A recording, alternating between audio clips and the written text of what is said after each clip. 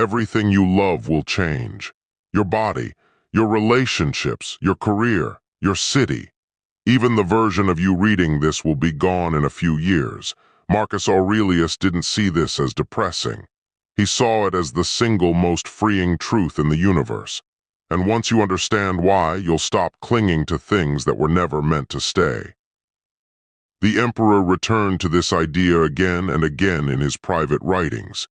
He wasn't torturing himself with morbid thoughts. He was practicing a discipline, a daily habit of remembering that impermanence is the nature of reality itself. Not a flaw in the world, not something gone wrong, the actual design of existence. He wrote something that most people misunderstand. Loss is nothing else but change, and change is nature's delight. Most people read that and focus on loss, but Marcus was making a different point. Loss only feels catastrophic because we pretend things were meant to be permanent. Once you accept that everything changes, loss becomes just another transformation. Change becomes what you'd expect. There's a metaphor he returned to often. Time is a river, and in that river things appear briefly and then disappear. No sooner is a thing brought to sight than it is swept by and another takes its place. You're standing in that river right now. Your body is changing. The relationships in your life are changing. Your job, your home, your beliefs, everything you encounter is passing, everything. Most people fight this. They hold on, they resist. They create suffering trying to keep the river from flowing. Marcus understood something different. The river is the point. The constant flow is what makes life possible. Try to stop the river and you're fighting against the very nature of existence. He had a practice when he felt attached to something. He'd think about people he admired throughout history. Alexander the Great, Augustus Caesar, Hadrian, men who seemed to have everything, and he'd remind himself that they're all dust now. Their empires, their achievements, their names fade. And that thought wasn't depressing to Marcus. It was liberating. It put his own attachments in perspective. If Alexander's empire crumbled, what makes you think your position at work is permanent? If Augustus's legacy is half forgotten, what makes your reputation worth sacrificing your integrity? If Hadrian's walls are crumbling ruins, what makes the material things you own worth the anxiety they cost you? The dead provide a perspective that no living person can give you. But here's what most people get wrong about Stoicism and impermanence. They think it means you should be indifferent, detached. Like, why love someone if they'll die? Why build something if it will crumble? Why try if it will all end? That's a fundamental misunderstanding.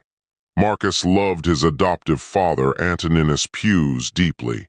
He grieved when people close to him died. He built things. He created. He cared.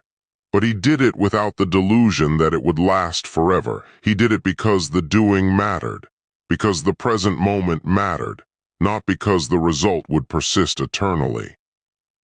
This is where impermanence becomes a superpower instead of a curse. When you stop believing things should be permanent, you stop being surprised or devastated when they change. You become flexible, resilient. You roll with the river instead of fighting it. There's a reason Stoics practiced negative visualization. It wasn't morbidity, it was preparation. They'd imagine losing something they cared about, not to be depressing, to genuinely feel what it would be like. Then they'd come back to the present moment. And suddenly that person was still there, that job still existed, and they could appreciate it without taking it for granted. The imagined loss made the present gift visible. Think about your own resistance to change. You're clinging to something right now that you believe should stay the same. Your job title, your appearance, your skills, your relationship status, a belief about who you are. And every moment you cling, you're suffering, you're fighting the nature of reality, you're trying to stop a river. The people who seem most anxious and most unhappy are almost always trying to hold on to something that's already changing. They want their body to stay 25 forever. They want the person they married to never grow or change. They want their career to stay interesting when it's become routine. They want to be seen as successful forever without maintaining their success. They're swimming upstream constantly, and they're exhausted. Marcus wasn't advocating numbness. He was advocating acceptance.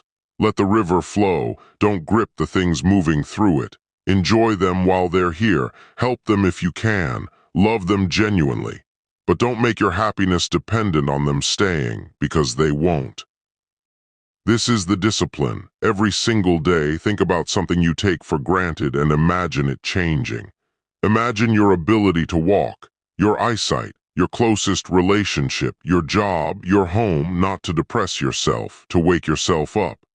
To remember that the fact that these things exist at all is the miracle, not their permanence, their existence right now. The Stoic answer to nothing lasts isn't despair. It's gratitude, it's presence. It's actually engaging fully with your life because you know that none of this is guaranteed. You could lose your health tomorrow. You could move to a new city. Your career could change dramatically. Your relationships could transform. And instead of treating that as catastrophe, you treat it as the basic structure of reality that it actually is. Here's something Marcus wrote that changed how millions of people see their lives. You have power over your mind, not outside events. Realize this and you will find strength. The impermanence of things is an outside event. Your attachment to them lasting forever is what you actually control. Change that, and the constant flux of life becomes peaceful instead of terrifying. Your job is to find what matters in a world where nothing lasts. And the answer is always the same thing. How you are, how you treat people, whether you're honest, whether you're kind, whether you actually do the thing you said you would. Those change too eventually, but they matter now. They ripple outward. They shape who people become.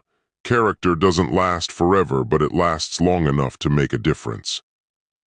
Here's the challenge. Walk through your home and find 3 things you're attached to. Your books, your photos, an object with meaning. For each one, imagine it's already gone. Close your eyes and feel it. Really feel what that loss would be like. Then come back to the present. The thing is still there. What changes about how you value it? Most people discover they appreciate it more, not because they suddenly want to lose it, but because they stop taking it for granted. They see it clearly, and that clarity is worth practicing. Most people live their entire lives as if things will last. They put off having the conversation that matters. They don't tell someone they love them. They don't pursue the thing that actually interests them. They live for a future that never arrives because they can't imagine the present changing. And then it does change, suddenly, without permission, and they're devastated. The Stoic approach is different. It says, yes, everything will change, starting now. So what are you going to do about it? Are you going to live differently because everything is temporary? Are you going to care more deeply because it won't last? Are you going to be braver because time is limited? Those are the questions that matter. Marcus Aurelius ruled the most powerful empire on earth. He could have convinced himself that his position would last, that his legacy would endure. Instead, he sat down and reminded himself that even emperors are dust, that empires crumble, that his immortality would come not from conquering but from governing well while he had the chance, from treating his people with dignity, from being someone worth remembering when his name fades. If you can accept that impermanence is how life actually works, everything shifts. Not to depression, but to liberation. You stop needing things to stay the same. You stop fearing change. You start living like someone who knows that time is precious because it's limited, that relationships matter because they're temporary, that this moment is the only one you're guaranteed. Subscribe for more ancient wisdom that still works today. Drop a comment telling me what you're most afraid of losing. I read every single one.